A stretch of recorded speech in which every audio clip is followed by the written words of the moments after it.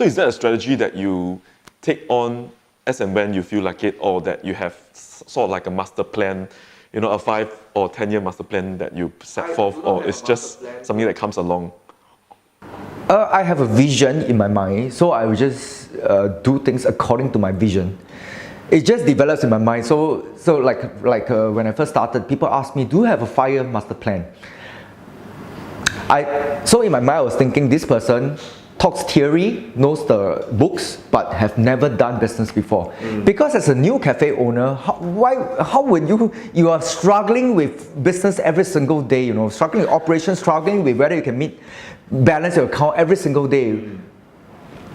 How to have a master plan in such a situation? You will not have, right? So the only way is to just survive through that period, and when things are never stable, but when things are more stable, then you start to plan ahead. And so you ask me how I plan ahead. I have a vision. I just do things according to the vision. I do not have any paperwork or master plan. I do not have, to be honest. What do you think is the coffee culture in Singapore? Is there a term coffee culture in Singapore?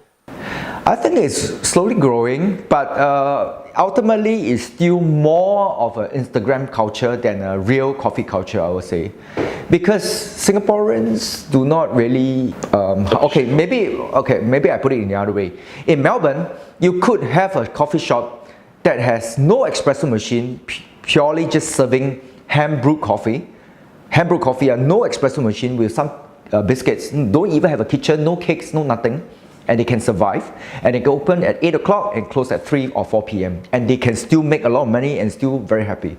In Singapore, if you do not have a rainbow cake, you don't have a frappuccino style coffee, you don't have a chili crab pasta, people are saying, oh yes, your coffee is nice, but I cannot take a meal, I cannot take a nice picture, and your place needs to be pretty as well. Yeah. So if you do not have all these factors, even though you may be the national champion, your shop can close down, and that is very sad because we have a 3-time national champion. His shop closed down during eve of Christmas last year. You need to be Instagrammable, and it's really sad. I mean, we are very purist, so actually we are, how should I put it? Can I say I'm very purist? I'm quite purist, but the thing is sometimes we suffer at the business side. What happens is when I first started the business, I decided that we shouldn't serve coffee with sugar syrup. And we shouldn't do things with the ice crushed coffee and things like that. So we even have a line printed in the menu that says, we respect good coffee, no syrups please. Yeah, and so people come into the shop and ask me, do you have hazelnut latte? I said, no, I do not have. The person gets a shock, you know hazelnut latte? Okay, I'm going to another shop, I will not come to your shop. I say, okay. Yeah, so I suffer at a certain point. But after a while, customers start to understand that, yes, I always tell the customer, before pumping in sugar syrup, can you try the coffee first?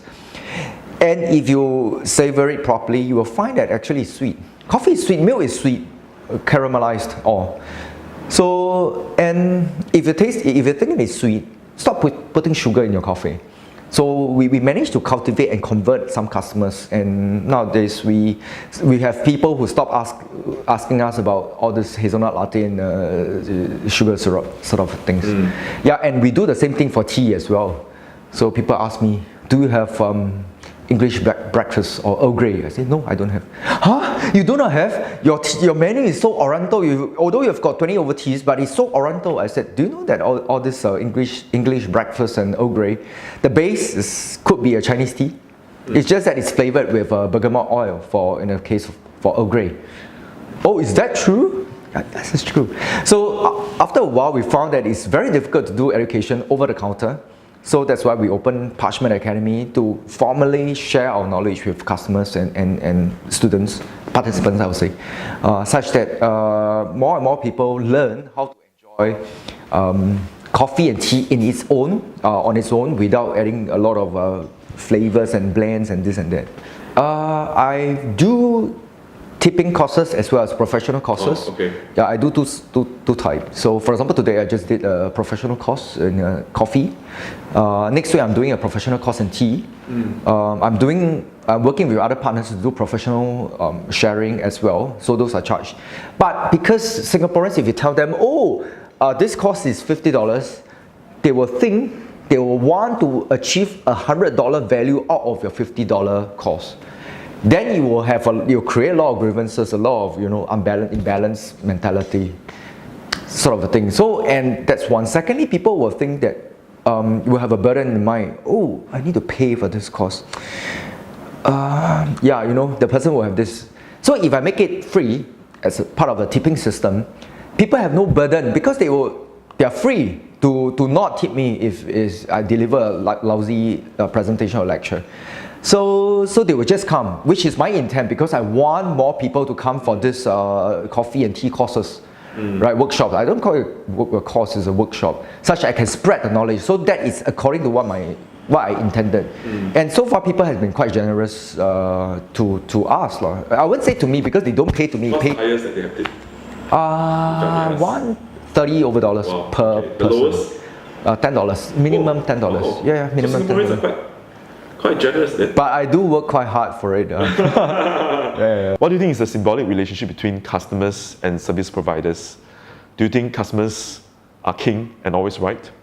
I don't think so, because if I think they are always right, I should present to them what they want. For example, a hazelnut latte and Earl Grey tea. So I do not think they are always right, but I respect what customers want, and if I see that a lot of customers want it in a certain way, probably that's the trend. So if the trend is what I cannot change, maybe I can decide whether to follow the trend or not follow the trend. So, and then I will suffer at the business, so I can decide that. But if I find that I can change that trend, what I could do is to do a class here. Slowly educate people. Yeah. What do you think is one challenge faced by small medium enterprises in Singapore? Oh, I mean, I think you're always chasing, because what I do is that every time we make money, instead of putting it in the bank, I reinvest to grow the business. Yeah, you're always chasing. It's not enough. Yeah, so when you put it in and grow the business, you know that, to start, when you reinvest and build a new capability, it takes some time. The fifth discipline by Peter Senge, it takes some time for that new arm or that new area to become profitable. So you're always on the edge, always about to fall down. Always. So always not enough. Always not enough. Yeah, that's why.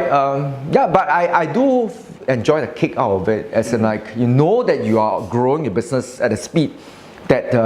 So you can moderate your speed. So sometimes I choose to grow it at a more fiery pace. But sometimes when I'm a bit tired or too shacked out, I'll just slow it down a bit. I mean, I try to catch on the momentum, and gain the momentum, and then just follow the momentum. Yeah. Because you will not know when the business environment is being unkind to you. So when the business environment is kind to you, quickly do the things that you want to do. Because there will be a time when the trend is downwards and you need to face operational and cash flow issue every single day again. Right. And and coffee and tea, this kind of thing is like it doesn't attract the interest of the government, because this is your small business. Why should I bother, right? You don't make so much money such that you contribute so much income tax to the government. Why should I help you? Yeah, so that's why we survive on our own totally. What advice would you give to budding entrepreneur who is interested to start a cafe business? Don't start. True. Why? Because a lot of people think, for example, I've done a lot of coffee workshop and tea workshop. Without fail, after every single session, there'll be 1 to 2 who come and tell me, hey, I want to open a cafe. I said that, hey, take a step back, cool down, and think properly. Something that's sexy on the front, I mean, you having a cafe is very romantic, right? Sexy, I've got a, it's not totally sexy at the back. There's a lot of things in the back end that you can't see back. And the thing is, you know how to cook or you know how to enjoy good food doesn't mean you know how to please the customer and you know how to run a cafe operation. It's totally difficult, because ultimately I recognize I'm not really selling coffee, to be honest. If I'm selling coffee, if I'm not only selling coffee, I'm selling coffee, yes, but I'm also selling food. I'm also selling lifestyle. I'm also selling pictures over Instagram. You can have the best, tastiest coffee in Singapore, and your cafe can still close down because your Instagram feed is lousy. Yeah, so you need to be multitaskable, you know. Good in video, good in taking pictures, good in angling the picture, good in posing, good in speaking, good in doing rainbow cakes. How much money does it cost you to do all this? You can do it yourself, or you can engage people to do it. And how much does it cost to engage so many people do so many discounting for you? Is it worth it? And in the end, the business owner spends his entire life in a cafe, and even on his off day, on closing hours, he'll be thinking, worrying about things. So what's the point, right? So you open a cafe only if you are very sure that you have something to offer. Either your skills of doing coffee or tea is superb, or you can really cook a nice meal, or you really have a good network of people, or you really have a good smile that you can attract people to come to you. Yeah. And doesn't mean that if you open in a very rich place, you will succeed, you know. It doesn't mean that way. You need to understand the culture of the place, the terrain study, you know, in army language. It's totally difficult. And it's not like an exam. When you get a wrong answer, there's a standard correct answer. When you're doing business, you get a wrong answer and you have no idea how to get the correct answer, because it's like 20,000 factors for you to analyze for you to get the correct answer. And before you can analyze the second factor, the next customer come and complain to you, and it sucks all your energy away. When do you know that you should give up your dream? I mean, opening a cafe, when do you know that it's time for you to... Me? No, I mean in general. Oh, if general? It's in the business and then he or she feels that, oh, you know, so tiring. When should someone close the cafe? Maybe the person has lost the heart and has run out of ideas. When you lost the heart, you basically just give up and you do not know what else you could do. Because in the past we faced such a situation. Although it has never crossed my mind to close the cafe, because I have got maybe I'm from the army, or I don't know. If I want to do, just do it. I mean, complete it. Don't. Yeah. If you want to do. Don't want to do, don't do. So either you do or don't do. So to me, is since I've started, do lah. As I said, when I first started, I don't even know how to cook a soft-boiled egg. But I was a chef and I'm vegetarian, so I just based on science to cook everything. I have never tasted steak in my life, but I was cooking steak. Yeah, so I based on science. So just do, don't do lah.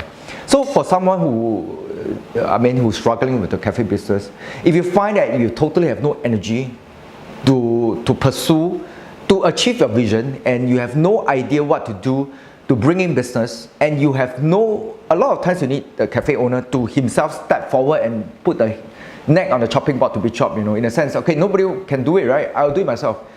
But if you yourself can have no means or no resource or no energy at all to save your own business, probably you will stop. You should stop. How would you see Dave Lim of Sunray Cafe in the next 5 years? Be in the present. So I have no idea what's going to happen in 5 years' time. But I'm quite sure I will be still putting all my effort because I have a vision. I want to have a farm actually, coffee and tea. In fact, we have an opportunity to do it, and I hope to have a bigger roastery. I hope to have a more presence in the online selling coffee and tea. So these are my vision, but all these visions are very expensive, you know. And you have no idea whether you win or not. So, I mean, whether you succeed or not. I'm not interested in winning anybody, but whether you succeed and achieve your own vision.